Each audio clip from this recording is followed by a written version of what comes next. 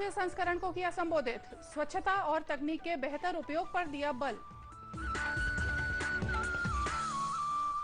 रथ यात्रा पर भगवान जगन्नाथ का आशीर्वाद लेने उमड़ा जन सैलाब। मुख्यमंत्री ने दी शुभकामनाएं।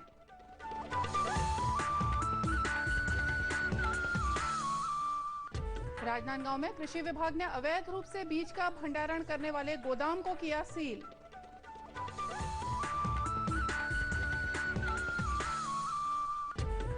और राज्य महिला आयोग की सदस्य लोगों को उपहार में फलदार पौधे देकर कर रही हैं पर्यावरण संरक्षण की एक अनूठी पहल।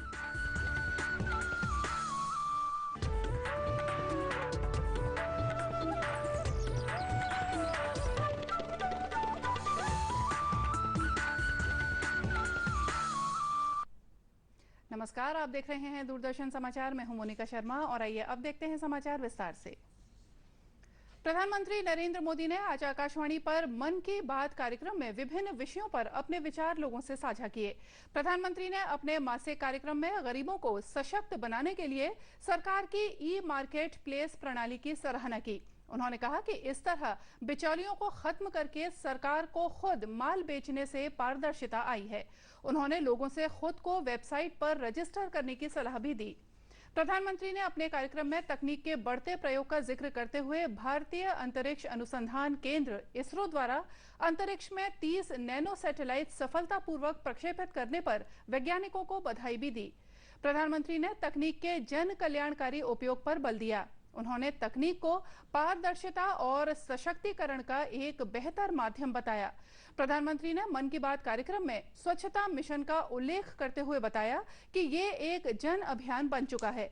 उन्होंने बताया कि देश के 5 राज्य अब तक खुले में शौच मुक्त घोषित हो चुके हैं। इसके लिए उन्होंने राज्य सरकारों और वहां के लोगों को धन्यवाद भी दिया।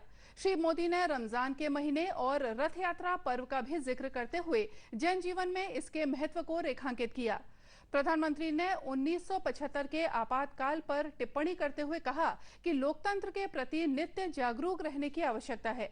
उन्होंने इमरजेंसी की पृष्ठभूमि पर लिखी गई पूर्व प्रधानमंत्री अटल बिहारी वाजपेयी की कविता एक बरस बीत गया का भी पाठ किया। योग दिवस का जिक्र करते हुए श्री मोदी ने कहा कि 21 जून को पूरा विश्व योगमय हो गया। एक श्रोता के सुझाव का स्वागत करते हुए प्रधानमंत्री ने कहा कि हम अपने मेहमानों का स्वागत किताब या खादी का रुमाल देकर कर सकते हैं। प्रधानमंत्री ने देश के युवाओं का खेलों में बढ़ते हुए रुझान की तारीफ करते हुए कहा कि पढ़ाई के साथ खेलों में भी हमारी युवा पीढ़ियों को भविष्य दिखने लगा है। उन्होंने बैडमिंटन खिलाड़ी के श्रीकांत को इंडोनेशिया ओपन जीतने पर बधाई दी। देश भर में आज रथ यात्रा का पर्व श्रद्धा और उल्लास के साथ मनाया जा रहा है।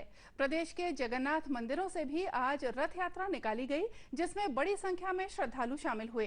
रायपुर के गायत्री नगर स्थित जगन्नाथ मंदिर से निकाली गई रथ यात्रा में राज्यपाल बलरामजी दास टंडन, मुख्यमंत्री डॉक्टर रमन सिंह, विधानसभा अध्यक्ष गौरीशंकर अग्रवाल, कृषि मंत्री बृजमोहन अग्रवाल, भाजपा प्रदेश अध्यक्ष धर्मलाल कौशिक और कांग्रेस के प्रदेश अध्यक्ष भूपेश बघेल शामिल हुए। रथ यात्रा से पूर्व राज्यपाल, मुख्यमंत्री सहित अन्य अतिथियों और भक्तों ने भगवान जगन्नाथ, भैया बलदाऊ और सुभद्रा की पूजा अर्चना की।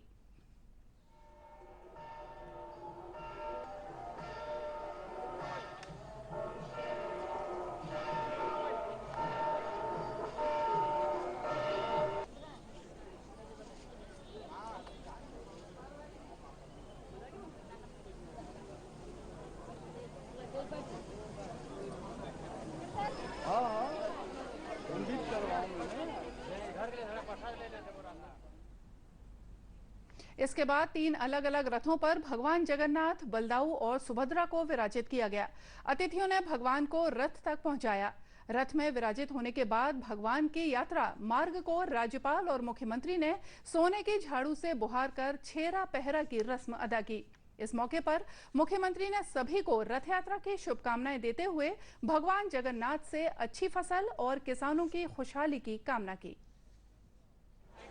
ऐसे छत्तीसगढ़ में भी गांव-गांव में रथ यात्रा का आयोजन बहुत ही भव्य तरीके से होता है और मुझे खुशी है कि रथ यात्रा के पहले दिन ही भगवान जगन्नाथ के आशीर्वाद से अच्छी बारिश हुई है छत्तीसगढ़ के बहुत बड़े हिस्से में किसानों के चेहरे में खुशी आई है और ये भगवान जगन्नाथ का आशीर्वाद है कि आने वाले समय में छत्तीसगढ़ में अच्छी फसल हो, मौसम अच्छा रहे, किसानों के लिए बेहतर ये वर्ष बीते और यही शुभकामना करने हम लोग सब भगवान जगन्नाथ के दर्शन के लिए आए थे, उनकी रथ यात्रा में शामिल होने के लिए आए थे।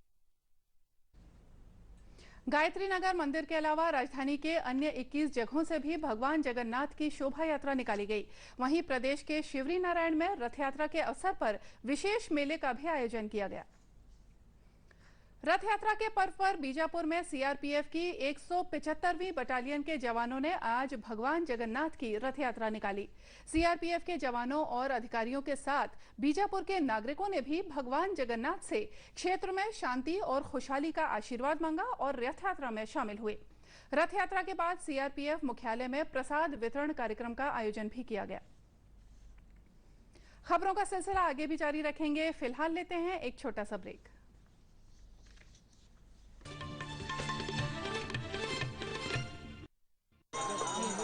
सही नहीं है। हा? ये अभी भी खुले में शौच गलत है। हाँ? गलत है। मिलकर आवाज उठाओगी तो गांव वालों को ये आदत बदलनी पड़ेगी। जब मिलकर बोलेगी नारी तो सुनेगी दुनिया सारी। जब मिलकर बोलेगी नारी सुनेगी दुनिया सारी। दरवाजा बंद तो बीमारी बंद। तुम अपना दिमाग लड़ाओगी, नोटे वालों को समझाओगी, शौचालय का रास्ता दिखाओगी।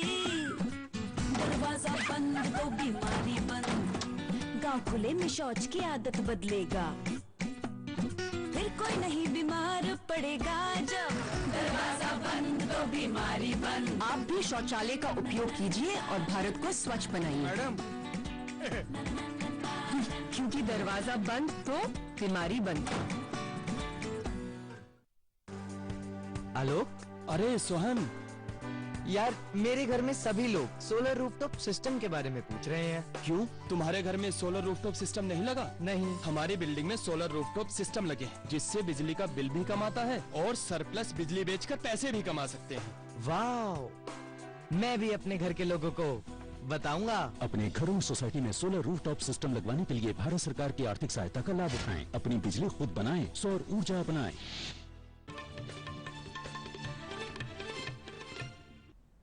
ब्रेक के बाद एक बार फिर से स्वागत है आप सभी का दूरदर्शन समाचार में। और आइए अब देखते हैं 3 मिनट 10 खबरें।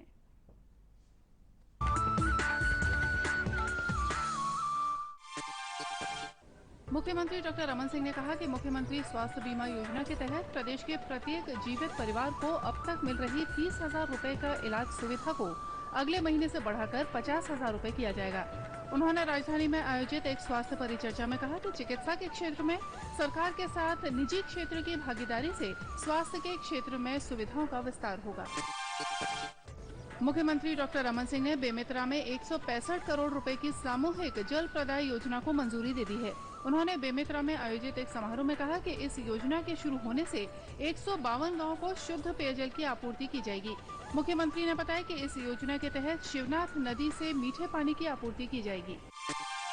भारतीय बैडमिंटन खिलाड़ी किदाम्बी श्रीकांत ने ऑस्ट्रेलिया ओपन सुपर सीरीज खिताब जीत लिया है। फाइनल में उन्होंने चीन के चेन लॉन्ग को 22-20 और 21-16 से सीधे सेटों में हराकर खिताब जीता है। चेन लॉन्ग मौजूदा ओलंपिक चैंपियन है।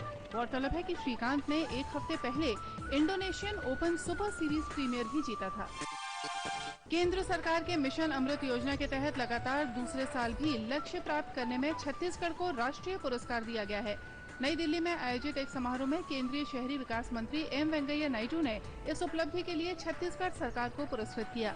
गौरतलब है कि मिशन अमृत के अंतर्गत रायपुर, बिलासपुर, दुर्ग, भिलाई, राजनांदगांव, अंबिकापुर, जगदलपुर और कोरबा नगर निगम शामिल है। बीजापुर जिले में माओवादियों के खिलाफ अभियान चलाया जा रहा है। बीते 3 दिनों से माओवादियों की उपस्थिति की सूचना के आधार पर सुरक्षा बल तलाशी कर रहे हैं।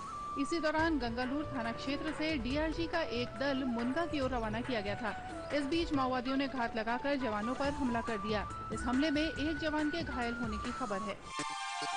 मुख्यमंत्री बाल भविष्य सुरक्षा योजना के तहत प्रदेश में संचालित प्रयास आवासीय विद्यालयों के 118 विद्यार्थियों ने मेडिकल की राष्ट्रीय पात्रता प्रवेश परीक्षा नीट में सफलता हासिल की है। मुख्यमंत्री डॉक्टर रमन सिंह और स्कूल शिक्षा मंत्री केदार कश्यप ने इन विद्यार्थियों को बधाई दी है। नेता प्रतिपक्ष टीएस सिंहदेव ने रायपुर के पुरातात्विक धरोहर बूढ़ा तालाब के व्यावसायिक उपयोग और निर्माण कार्यों पर रोक लगाने के लिए मुख्यमंत्री डॉक्टर रमन सिंह को पत्र लिखा है। उन्होंने अपने पत्र में कहा है कि तालाब को पाटकर निर्माण किए जाने से पर्यावरण प्रभावित होगा और इसका मूल स्वरूप भी परिवर्तित होने की संभावना है। राजनांदगांव के खैरागढ़ विकासखंड के देवरी गांव में जिला स्तरीय जन समस्या निवारण शिविर का आयोजन किया गया। इस अवसर पर कलेक्टर भीम सिंह ने ग्रामीणों की मांग पर ग्राम पंचायत सिंगार घाट में पंचायत भवन निर्माण के आदेश दिए। शिविर में विभिन्न विभागों से प्राप्त 231 आवेदनों का मौके पर ही निराकरण किया गया। प्रदेश में मानसून के आगमन के साथ ही इन दिनों झमाझम बारिश का सिलसिला शुरू हो गया है। बीते 24 घंटों के दौरान रायपुर, बस्तर, दुर्ग, राजनांदगांव, महासमुंद में 4 से 5 सेंटीमीटर बारिश दर्ज की गई। मौसम विभाग का कहना है कि बारिश के कारण तापमान में कमी आई है। कोरिया जिले के मनेंद्रगढ़ में बिजली संकट से जूझ रहे गांव के लोगों ने चक्का जाम किया। ग्रामीणों का कहना है कि गांव में स्थापित ट्रांसफार्मर खराब हो गए हैं, जिसके कारण बिजली की समस्या बनी रहती है। चक्का जाम की खबर मिलने पर एसडीएम और बिजली विभाग के कार्यपालन अभियंता ने प्रदर्शन स्थल जाकर ग्रामीणों को लिखित में आश्वासन दिया।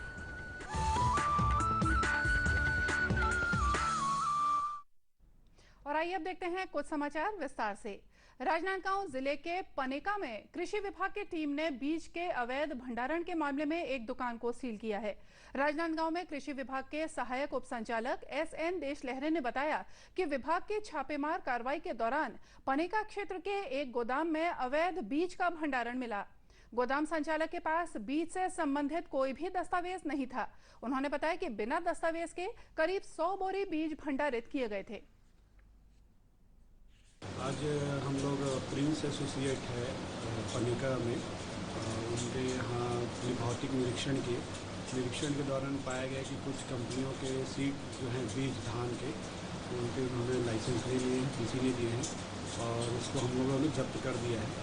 1-2 इंसेक्टिसाइड है जिसका भी उन्होंने पीसी नहीं लिया था और हमसे लाइसेंस नहीं लिया है, तो उसको भी जब्त कर लिया गया और उस पर हम जाँच कर रहे हैं, देख रहे हैं कितना मात्रा में है, आप कैलकुलेट करके उसके बाद फिर हमारे उप संचालक कृषि महोदय को देंगे और आगे कार्रवाई करेंगे। गौरतलब है कि बुआई का काम शुरू होने के साथ ही खाद बीज की आपूर्ति पर्याप्त नहीं होने की शिकायत और अवैध भंडारण की खबरों के मद्देनजर कृषि विभाग खाद बीज दुकानों में छापामार कार्रवाई कर रहा है। शादी या अन्य शुभ अवसरों पर उपहार देने की परंपरा तो हम सभी निभाते हैं, लेकिन उपहार के रूप में फलदार वृक्षों को देने की कल्पना हमने शायद ही कभी की हो। लेकिन राज्य महिला आयोग की सदस्य रायमुनि भगत बीते 3 सालों से इस तरह के अवसरों पर 2 फलदार वृक्षों के पौधे उपहार में देती आ रही हैं। इस अनूठे उपहार को देने के पीछे रायमुनि की मंशा पर्यावरण संरक्षण और चिरस्थायी उपहार देने की है। इस बारे में बताते हुए रायमुनि कहती हैं कि जैसे जैसे रिश्तों की उम्र बढ़ती जाती है, वैसे वैसे पौधे भी बड़े होकर वृक्ष बन जाते हैं और छाया और फल देने लगते हैं।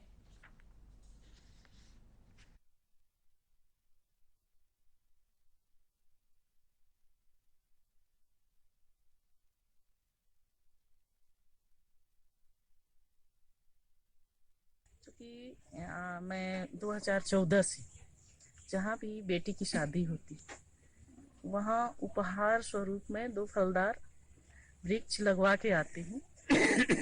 और दूसरी बात, जहाँ बेटियाँ पैदा होती है, बेटियों की मुंडन संस्कार में भी कहीं भी बुलाती हूँ, तो मैं वहाँ भी 2 फलदार पौधा लगवाती हूँ, ताकि क्या है, भविष्य में आज पर्यावरण का संतुलन कितना बिगड़ रहा है, इसलिए आने वाला समय में पर्यावरण का सुरक्षा भी हो और बाकी शादी विवाह में अन्य प्रकार का गिफ्ट उपहार मिलता है जो कि वो एक कोना में पड़ा रहता है। फलदार वृक्ष रहने से क्या है, बेटी का याद हमेशा माँ बाप को रहता है। और जो फलदार वृक्ष है 3 साल 4 साल में फलने लगता है। बेटी हमारी ससुराल में रहती है तो मायके से जब आम फलता है तो टोकरा भर के ससुराल जाता है। रायमुनि भगत ने बताया कि अब वो बेटियों के जन्म पर भी एक पौधा लगाने की प्रेरणा दे रही हैं, ताकि वो पौधा सदैव माँ बाप को बेटी की याद दिलाता रहे। रायमुनि से उपहार पाने वाले परिवार की एक सदस्य ने बताया कि ये एक अनूठा और अच्छा उपहार है।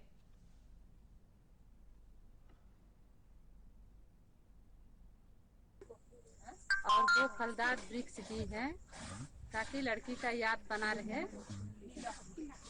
क्या और भी बाकी जगह भी देती हैं? सभी जगह देती हैं, जहाँ भी ये शादी में जाती हैं 2 फलदार वृक्ष लगाती हैं। सभी लड़कियों का शादी में देती हैं। इस तरह रायमुनि भगत का एक छोटा सा प्रयास पर्यावरण को सहेजने के लिए लोगों को प्रेरित कर रहा है। और आइए देखते हैं अंत में मुख्य समाचार एक बार फिर से। प्रधानमंत्री ने मन की बात कार्यक्रम के 33वें संस्करण को किया संबोधित। स्वच्छता और तकनीक के बेहतर उपयोग पर दिया बल। रथ यात्रा पर भगवान जगन्नाथ का आशीर्वाद लेने उमड़ा जन सैलाब। मुख्यमंत्री ने दी शुभकामनाएं।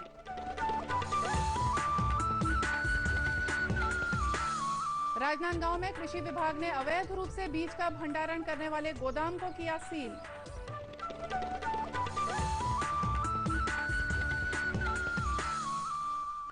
और राज्य महिला आयोग की सदस्य लोगों को उपहार में फलदार पौधे देकर कर रही हैं पर्यावरण संरक्षण की एक अनूठी पहल। और इसी के साथ ये समाचार बुलेटिन यही समाप्त हुआ। नमस्कार।